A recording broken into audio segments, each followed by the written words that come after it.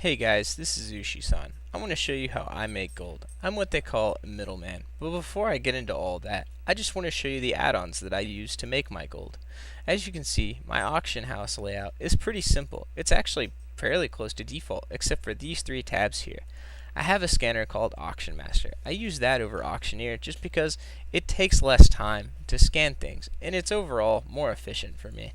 I can run a full scan, and at most it'll take 2 minutes, but typically I can get some scans to go for up to like as fast as 10 seconds, which is awesome. Now, I also have what's called snipe scanning, and you can do these things in Auctioneer and Auction Master, but they're a little harder to set up. All I simply had to do was put the name Cinderbloom, tell it to look in the trade goods class, and then put a max price for what I'm willing to pay. Then I click snipe to scan. It goes through and it scans all these things. As you can see, there's a lot of Cinderbloom that's in my price range right now. I would go buy it, but I currently have a large backstock, so I'm going to let someone else get in on this great deal. And that's Auction Master. I want to show you Market Watcher as well. Market Watcher is another niche kind of scanner. You put in specific items, such as Twilight Jasmine, or Stormvine, or Cinderbloom again, and it keeps a graph every time you scan of what the price was at that time. As you can see on my server, the hours between Monday night and Wednesday night are actually pretty good times to sell herb because those prices skyrocket. Now this is a trend that, as far as I know, is pretty consistent across all servers. If you want to sell something, generally selling it on patch day is a great idea.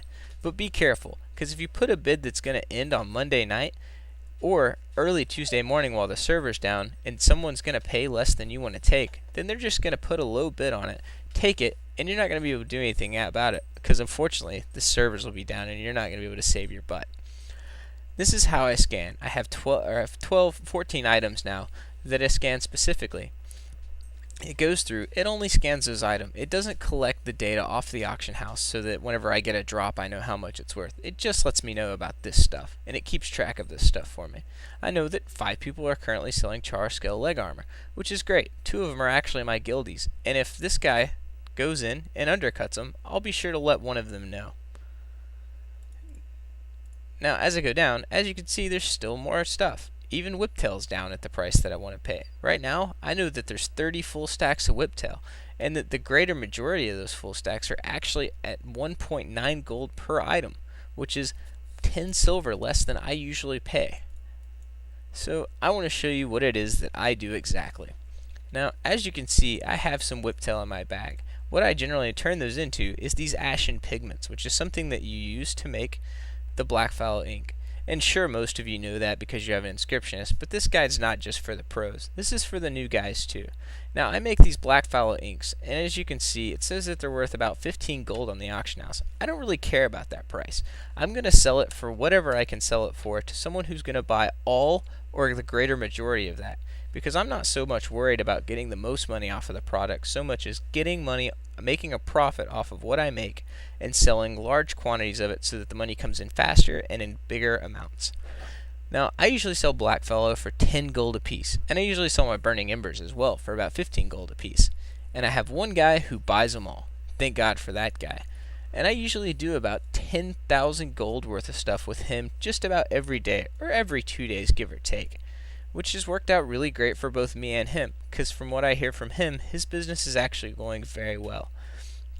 Now, that's what I call being a middleman, because I'm not making the end product. I don't care about making Dark Moon cards. He likes to make them, and he needs the mats. If he wants to make Dark Moon cards, what I'm doing is cutting out his time to go farm, as well as his time to have to sit there and mill out and make all the inks. And the time that I'm willing to spend is probably invaluable to him, because he's willing to pay me to do it. If he's not spending 16 hours a day just trying to make one Dark Moon deck, that can go a long way in his pocketbook. And the other thing is, I don't farm either.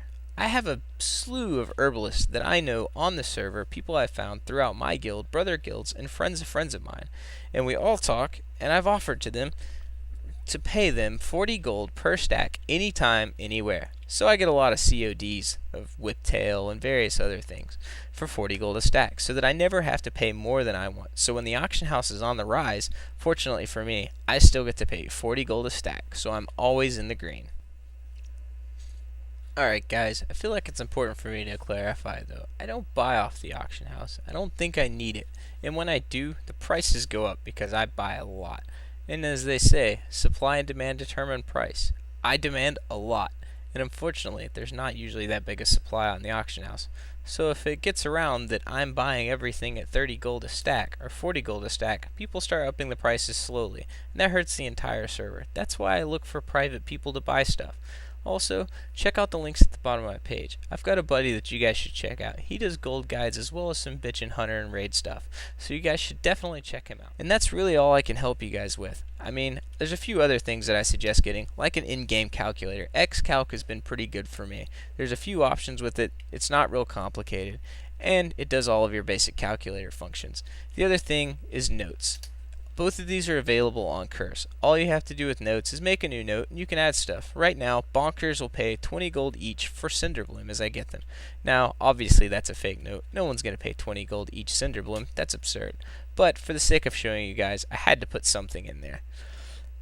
And that's really all I have for you guys. I mean, this is a short guide so far, but as I continue to do stuff, I want to show you what I've done. In 6 months, I've got 50k, a full tier 11 geared character. He also has a tsunami deck, which I paid a hefty 15,000 gold for, and all of my guild mounts, guild heirlooms for all of my characters, and lots of stuff.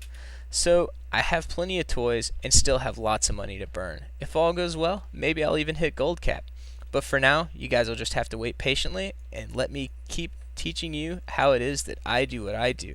I'm sure there's plenty of other markets out there. If you have any suggestions about things that I should try and dip into, or if you're having trouble selling leather or something like that and you just need some tips, feel free to hit me up. I'd love to be able to try and help. Thanks, guys. As always, take it easy, do it for yourself, do it for the Horde.